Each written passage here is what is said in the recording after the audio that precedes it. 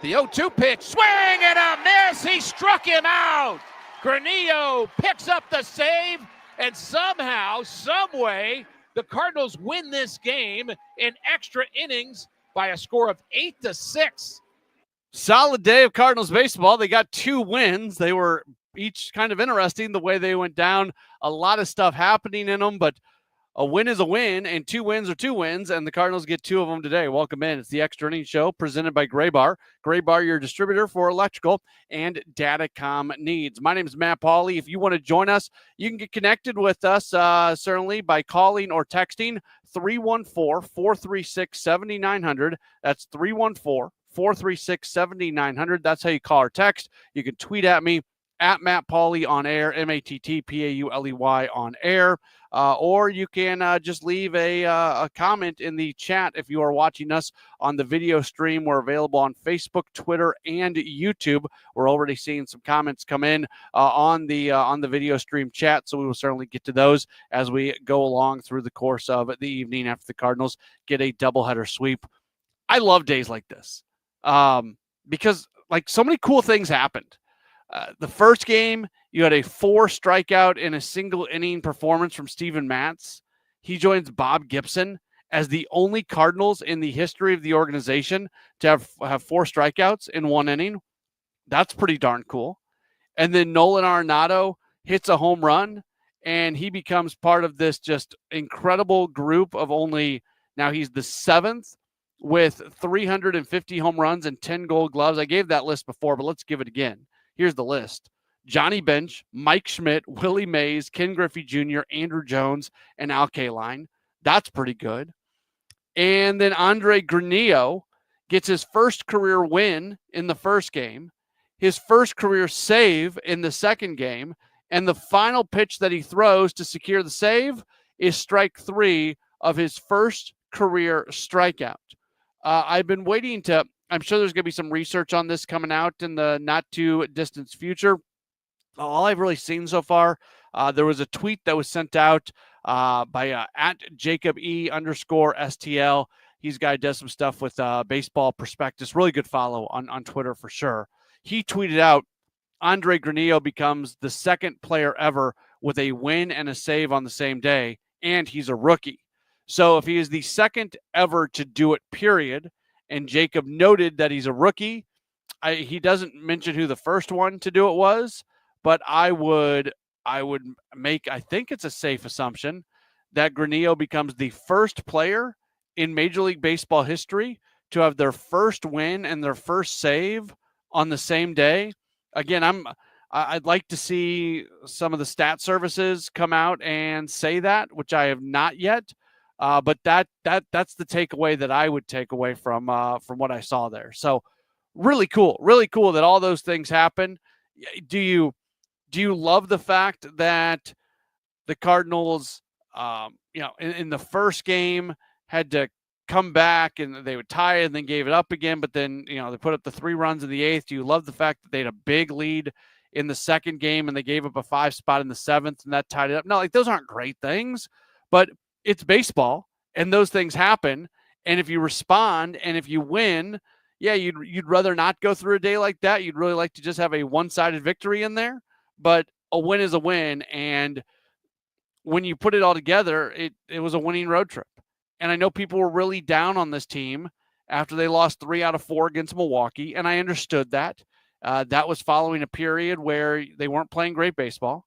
And I also understand that the White Sox stink. I'm not trying to ignore the fact that the White Sox are not a very good team, but they have a winning road trip and they come up with a series sweep and they do so in somewhat dramatic fashion. So yeah, I like it. I like what went down today. Again, if you want to chime in on what we're doing here, you can do so by calling, texting, tweeting, or leaving a message in the chat on the video stream to call or text. It's 314-436-7900. 314-436-7900. You can tweet at me at Matt Pauley on air, MattPauley on air. Or for those of you who are watching on the video stream, leave a message in the chat and we will get to that. All right, let's start running through some of the text messages that have come through. Said After a somewhat messy game, did the Cards ever pull that out of the seat of their pants? A win is a win. That was sent in from Teresa. So we appreciate that. She adds kudos to Granillo. Text message from the 573 says, it wasn't a pretty win, but a win is a win. The Cardinals should have used Riley O'Brien for 2 innings instead of John King and Kyle Leahy, but I'll take the win. All right, so let's get into the pitching decisions a little bit in this second game. I'm actually surprised that more people haven't complained. This is the way my brain works sometimes, which can be a scary thought process.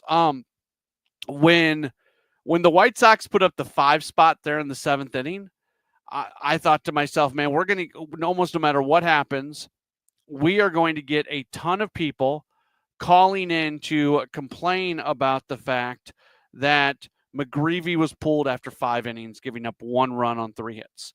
Now, I'm not trying to like talk out of both sides of my mouth here. That's one of those decisions to me that I'm fine either way. I understand people who would have liked to have seen McGreevy come back out for a 6th inning. He was at 76 pitches. I also understand the reasons that the Cardinals pulled him in that moment. And I don't think either, and I'm not trying to like be wishy-washy on this, when there's something that I think really matters, or if there's something where there's clearly a right answer and clearly a wrong answer, I'll tell you that I think that I don't feel that way on this one. I think each decision has its own rights. Like McGreevy was pitching on 4 days rest. Now 4 days rest is legit rest. That's what most teams do. 5-man rotation, 4 days rest. That's standard rest in Major League Baseball. McGreevy has not really pitched on 4 days rest this year. With the every day off in the minor leagues, basically McGreevy has gotten 5 or 6 days of rest between every start. You know, getting that late call that he needed to get from Norfolk to Chicago, and the Cardinals were up by a bunch of runs. You look at that as an opportunity to let him have a good 5 innings and feel good about himself coming out. I get it. I don't think that's flawed thinking. I understand it. Cool. If they would have brought him out for a 6th inning at 76 pitches, I would have been fine with that as well. Like this is one of the, I know that's not what people want to hear all the time. People want to, hear ranting and raving and being upset about something. It's just not something that I can be upset about. Riley O'Brien to be used for 2 innings. So that's what the texter said. He went 2 innings his last time out. That was on Tuesday. How many pitches? He threw 25 pitches, which was the third most amount of pitches he'd thrown in a big league game this year. That was the first time in the big leagues this year he had gone 2 innings. Let's look at his minor league numbers. He'd gone 2 innings once at AAA this year. Back on May 9th, he had a 2-inning outing. So it's not really something he's done very often. Again, I'm not trying to not have an opinion here. That's not what I'm doing. I don't get worked up over this one. If they would have brought him out for a 2nd inning of work, okay, that's fine. I didn't have too much issue with them going to John King. Now, King he was not especially good. O'Brien was only 14 pitches. That would reinforce what the texter is saying. I didn't think it was a big deal, but I understand just looking at the way pitching went down today, how you can go back in time and start to do some hindsight stuff on it. And I think it's an interesting game to do that for sure. And that's the fun of baseball. Our guy Ball Game sending in his daily text after a win says the 40th tip of the cap and raise the glass goes to Arenado and Granillo. Milestones and first are just a few of the great moments this game of baseball creates. Yeah, good stuff. Really good stuff from both those guys. A lot of fun. And of course, Steven Matz becoming the 2nd ever pitcher to have 4 strikeouts in a single inning for the Cardinals, joining Bob Gibson. That's it. That's pretty cool as well. Neil in Olathe, Kansas, over across the state of Missouri and a little further over the border, says probably the most important stretch of the season coming up. Chances of it making or breaking any legitimate shot at competing in the second half of the season are really high as well. Let's win the series against Cincinnati. Yeah, I keep talking about it. I'm not trying to just repeat the same stuff over and over and over and over again, but I do think that this period of time between now and July 6th is huge because you'll play 5 series between now and July 6th. 4 of the 5 series are against NL Central opponents. 2 of those 4 come against the first place team in the Cubs. You also have Cincinnati and Pittsburgh. Milwaukee's the only team that you're not facing in that period. Of course, they just played Milwaukee here recently in a 4-game set. So, yeah, really important stretch coming up here for the Cardinals, and hopefully they do well. And it all starts tomorrow when they're going to match up against Cincinnati at Busch Stadium. Again, just a reminder for you, I know I mentioned this earlier, 6:15 first pitch tomorrow. Generally, Friday night games are 7:15 first pitch. Tomorrow's going to be 6:15, so just keep that in mind. Our coverage, we'll have a little bit of the Redbird Rush Hour, I would assume, maybe like 5 minutes of it, and then we'll get into Cardinals baseball after that. The Extra Innings Show being presented by Gray Bar. Gray Bar is your distributor for electrical and datacom needs. We will grab, let's go ahead and take a quick break, and we will come back with more in just a moment. We'll get to some of these messages on the video stream that have come through. We're back with more after this here on KMOX. At BOS, we help you bank boldly because sometimes life throws bold moments at you. Like noticing someone used your debit card to buy 100 party store gift cards? That's a lot of party supplies. Don't worry though, BOS has your back when there's suspicious activity on your account, and we work fast to address any fraudulent charges. Are you ready for a better banking experience? Then make the bold move and switch to BOS today. Visit bankwithbos.com. Member FDIC. Tom Ackerman here, joining Busey Bank in recognizing Ron Doherty for building community. President and CEO Ron Doherty has been strengthening our communities for 40 years. After merging Doherty Business Solutions with CGI, he launched Doherty Enterprises and Foundation, which supports the Alzheimer's Association, other worthy causes, and innovative solutions with millions of dollars annually. Follow Doherty Enterprises on LinkedIn to learn more. This is Pat Buring, Executive Vice President of Busey Bank. The Doherty Foundation supports the Alzheimer's Association and other causes financially, while Doherty Enterprises uses AI and advanced technology to provide support and relief to patients and caregivers dealing with Alzheimer's and other dementia diseases. Follow their lead. That's what building community is all about. Join Busey. Get involved as we continue building the communities we call home. You know Gray Bar for electrical parts, but there's one more thing you may not be thinking of us for that can help maximize your next project's total value. Our pre-project planning services are designed to help you win the bid, save on labor costs, and keep your installers productive across your entire build. The sooner you call us, the better. Because when we're there from the beginning, we can anticipate your needs and help you solve problems before they become problems. Yep, Gray Bar does that. On the Chris and Amy Show, we're launching 100 Acts of Kindness because apparently honking less in traffic doesn't count as charity. We're teaming up with Jerry Kelly Heating and Cooling to prove kindness doesn't have to cost a dime. Hold the door, say thank you, help your neighbor take out their trash without throwing yours in first. No grand gesture required, just small, simple acts of human decency. We believe in you. Join us and share your stories with hashtag 100 Kind Acts. Kindness, it's like a group hug without the awkwardness. Hi, this is Steve Butts with the Crawford Butts Insurance Agency.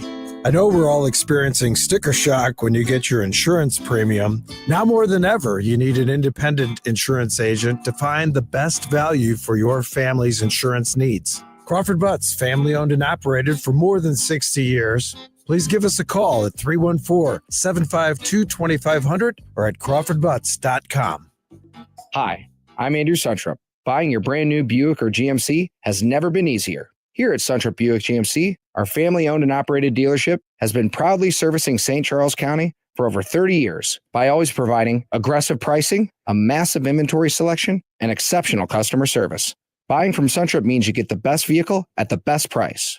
Visit Suntrup Buick GMC today or visit us online at suntrupbuickgmc.com and save more at Suntrup Buick GMC. Now, back to the Verizon Extra Innings Show.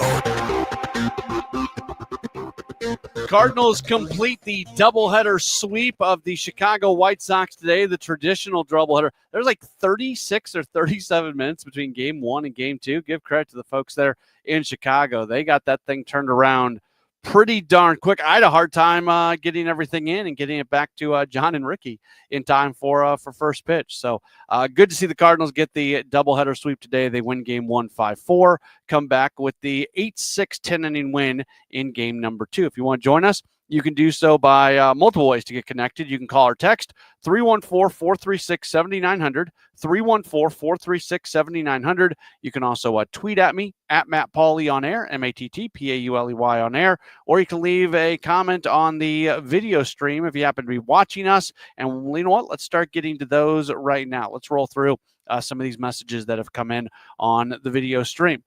Chiefs Cards Fan Talk 22 says, I'm happy about the sweep. I'm just frustrated that McGreevy did not get the win. I'm ready to see the future starting five of Sonny Gray, Matthew Liberatore, Andre Palante, Michael McGreevy, Quinn Matthews, and Graceffo too. So I'm not worried about McGreevy getting the win. I care about the Cardinals getting the win, and I don't think McGreevy cares either. It's about the team getting the win. Again, we talked about in the last segment. If you're just joining us, we went through the decision-making on why McGreevy comes out after the 5th inning. Doesn't bother me. As far as all those guys being in the rotation moving forward, I think Gordon Graceffo profiles out as a relief pitcher for this team. You know, Sonny Gray has one more year in his contract. I think Andre Palante, we'll see what he does in the final half of the season. But if he doesn't pitch a lot better, he's somebody who may be competing for a job in spring training next year. We got a message in on Facebook from Jeffrey, who says 2 emotional roller coaster wins. Yeah, absolutely. It was. Bryce says, have to think long-term with McGreevy. I think this was about taking him out at the moment that they did. And that's why, again, if they would have had him in for another inning, I wouldn't have been bothered by it. But I think it's I don't think it's bad thinking to get him out in that moment, especially just look, he's a young guy. He's a strong guy. He's not going to get hurt on 4 days rest. That's not what I'm trying to say. But if he doesn't pitch on 4 days rest very often, go ahead and get him out of there. And you would think that his next start very likely could be at the big league level because he came up as the 27th man. This doesn't count against his time coming up and coming down and the time that he has to stay down in the minor league. So we'll probably see him again on this upcoming homestand in all likelihood. Matt sends in a message saying Joel Pozo is the best right-handed bench off the bat since, like, not to be a smart aleck about it, but since Lucan Baker and Thomas Sajasi aren't on the roster, right? Like, that's the way things are set up. So he did a really nice job, obviously coming up with a big hit. And, it's not an easy situation here trying to figure out what they want to do, carrying the 3 catchers. But Ivan Herrera is not somebody they want to have catch very often, so he's going to be the DH. Clearly, they're more comfortable with Pajes behind the plate than they are with Joel Pozo. Although Pajes today did not have a very good day defensively. He's a really good defensive catcher. I think he would be the first to tell you that what he did behind the plate today left a little something to be desired. It's just, look, we all have bad days in everything that we do, and it's a pretty nice thing when you have a bad day and your team still wins, but Pajes was not great in terms of what he did defensively today behind the plate. David says, nice day of baseball. Great to see them keep grinding. Got some huge decisions coming up as far as getting playing time for all these pieces in the infield. Seems to me someone has got to go. What are your thoughts on this? Yeah, we've talked about this a lot on this show on Redbird Rush Hour. The pieces, the puzzle doesn't all come together. There's extra pieces left over when you finish putting together the puzzle, and that's not what you need. I don't know what the answer is. We got another message a little while ago. Let's see if I can find it, asking about how to get both Burleson and Walker in the lineup. Here it is from David. Was that the same person? Anyways, how do you get Burley and Walker in the lineup together more often? Like, there's just not easy answers. One of the things, from a big picture standpoint, you can give Lars Nootbaar some more time off and Nolan Arenado some more time off. Arenado said in his post game today that Ali wanted to give him the second game off, and he wanted to play. He wanted to play both games today, and then he hits the home run and has the game winning hit there in the 10th inning. So that's just kind of the way things go. But it's not there's no easy answer here. We can talk through it all we want, but there's not a lot of there's not a lot of easy answers. Interesting question from Joseph saying, I wonder if they send Kyle Leahy down for a fresh arm. I don't think so. I think Leahy has done enough this year to have a little bit more leash, but he has not been as good here recently, obviously, than he was for much of the season. I think the Cardinals benefit from the fact that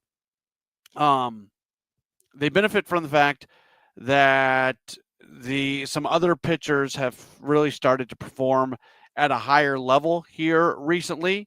So, the Riley O'Briens, the Andre Granillos, guys like that. So if you're going to have a guy who's been such a huge part of the bullpen take a step back, then being able to have other guys take a step forward is something that is good to be able to see. So I don't think they're going to send him down, but at the same time, you keep an eye on him, and he's never really been asked to do this and be a high leverage guy from start to finish, and that's going to be something that we need to keep an eye on here moving forward. Jeffrey says the team wins are all that matter. Yeah, I would agree with that. They win the game, they find a way to put it all together. From 314 says, I was at both games, so much fun. Did Vassell intentionally hit Contreras in the third inning of game 2 as retaliation for a home run trot in game number 1? I don't think so, but maybe. Contreras gets hit a lot. What is that? Just 12th or 13th time he's been hit this year? And there are times where where they are trying, we saw with Milwaukee, that was an obvious situation where they were trying to hit him. But in that moment, I didn't think so. But at the same time, if there was, there's a chance that it was intentional. I don't think it was, but maybe. There's a wishy-washy answer for you if you ever wanted one. Text message from the 616. This is I mentioned on the end of the network postgame show. I was really bummed out that Tarek Skubal and Paul Skeens were each pitching today against each other, like their teams were against each other, but in a doubleheader, and they didn't go against each other. Text message from the 616 says, I'm from Michigan. As you mentioned, Tigers had a doubleheader today on the Tigers pregame show. AJ Hinch mentioned that Tarek Skubal preferred to pitch the first game while Paul Skeens was already scheduled for game 2. Oh, well, you're right, Matt. It should have been Skubal against Skeens in game 2. Yeah, just do what's best for baseball. Just do what's best for baseball every once in a while. And I know it's hard to say that when you're trying to do things to make sure that your team has the best chance to win, but we had a chance today to have Paul Skeens against Tarek Skubal. They were both pitching on the same day, and they don't put them together. They don't match them up together. It's one of 162. It's something really special. It's something that's going to get attention on the game. Something that they need to have attention on. Yeah, just do it. Figure out a way. I don't care who pitched, if it's the first game or the second game or who was lined up for what. Just do it. It's one day. That stuff bothers me. It shouldn't, but it bothers me. You had an opportunity today, and you just let that opportunity go. What's on Deck is sponsored by Chesterfield Fence and Deck. The sign you have the very best. ChesterfieldFence.com. Cardinals are back home for a big series against the Cincinnati Reds. That's going to begin tomorrow, the pitching matchup. Cardinals will have Andre Palante on the mound. Right-hander is 4-3 with a 4.83 ERA. Brady Singer is going to make the start for Cincinnati. He is 7-4 with a 4.34 ERA. Again, take note of the different start time. 6:15 first pitch tomorrow. That means our coverage is going to begin at 5:20. Appreciate everybody being tuned in. It's been a long day of baseball, but it's been a good day of baseball because the Cardinals go 2-0. We'll talk to you tomorrow for more Cardinals baseball here on KMOX. Mid-America's most trusted voice for news. KMOX AM St. Louis, KMOX FM Hazelwood. Always live on the free